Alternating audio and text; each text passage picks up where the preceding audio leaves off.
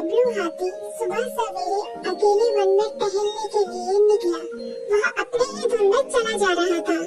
लगता था उसके दिमाग में कोई उलझन है जिसे वह सुलझाने की कोशिश कर रहा था। सड़क पर आगे बढ़ते ही उसके सामने चीकू खरगोश भागा। बबलू का पैर उसके ऊपर पड़ने ही वाला था कि चीकू जोर से चिल्लाया। उसकी आवाज सुनकर बबलू ने अपना पैर पीछे खींच लिया। कहाँ खोए हो बबलू भाई? कहीं नहीं, बस कुछ ऐसे ही सोच रहा था। किस बारे में? तुम जानकर क्या करोगे? शायद मैं तुम्हारी कुछ मदद कर सकूं। तुम तो जानते हो आजकल वन में कितनी चोरियां हो रही हैं, पर चोर का कोई अता पता ही नहीं है। इस बात को लेकर वन के सारे प्राणी चिंतित थे। वे वहाँ खुद को सुरक्षित महसूस नहीं कर रहे थे। अरे चीकू भाई, हम मजबूर हैं। हम चोर को पकड़ ही नहीं पा रहे हैं। वह बहुत चालाक है और अपने काम को बड़ी कुशलता से अंजाम दे रहा है। कहीं कोई सबूत ही नहीं छोड़ रहा। हमारे राजा इस बात को लेकर बहुत चिंतित हैं। यही कारण है कि हम सब इस बारे में सोच रहे हैं। अब तुम मेरी इसमें क्या मदद कर सकते हो? मैं कुछ सोचता हूँ, हो सकता है मुझे कोई उपाय सूझ जाए। प्रयास करने में कोई हर्ज तो नहीं है। तुम ठीक कहते हो चीकू, लेकिन वन के गुप्तचर भी अभी तक इसका कोई हल नहीं निकाल सके। इतना कहकर वे चुप हो गए। बबलू की बातों ने चीकू को सोचने के लिए मजबूर कर दिया। चीकू को उदास देखकर बबलू बोला, तुम अपना मन छोटा मत करो। मुझे अच्छा लगा कि तुमने मेरी परेशानी को समझा। कभी मैं भी इस वन के लिए गुप्तचर का काम करता था। एक बार मेरी टांग टूट जाने से मेरे अंदर फुर्ती नहीं रही। तब से मैंने यह काम छोड़ दिया। चीकू, तुम चाहो तो ये काम दोबारा कर सकते हो। वन के प्राणी ज्यादातर दिन में भोजन की तलाश करते हैं, वे रात को आराम करते हैं। तुम दिन रात दोनों में ही भोजन की तलाश में निकल सकते हो सकता है रात को तुम्हें कुछ ऐसी बातों का पता चल जाए जो हमारे काम की हो। हाँ बबलू, तुम ठीक कहते हो। मैं आज रात को वन में घूमकर इस बात का पता करने की कोशिश करता हूँ। थोड़ी देर बातें करके चीकू अपने दिल की ओर बढ़ गया और बबलू अपने रास्ते चला गया। चीकू के दिमाग में अभी तक बबलू की कई बातें घूम रही थी। उसे समझ नहीं आ रहा था वह बबलू की मदद कैसे करे। दिन भर वह उसी उधेड़-बुन में लगा रहा।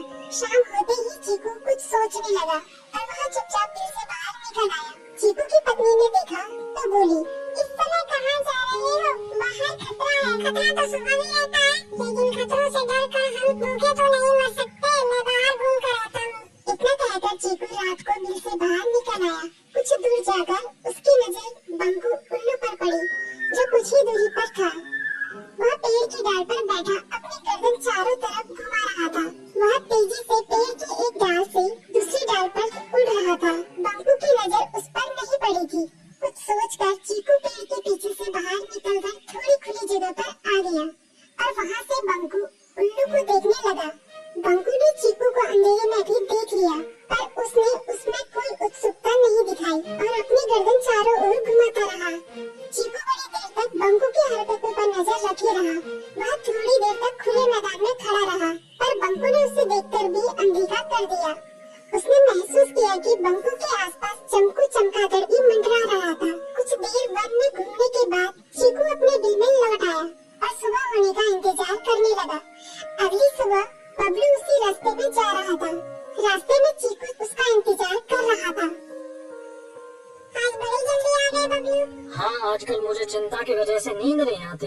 कोई नई खबर है क्या? यकीन से तो मैं नहीं कह सकता, पर मैं तुम्हें ऐसे प्राणी का नाम बता सकता हूँ जो शायद चोरों की मदद कर रहा है। कौन है वो?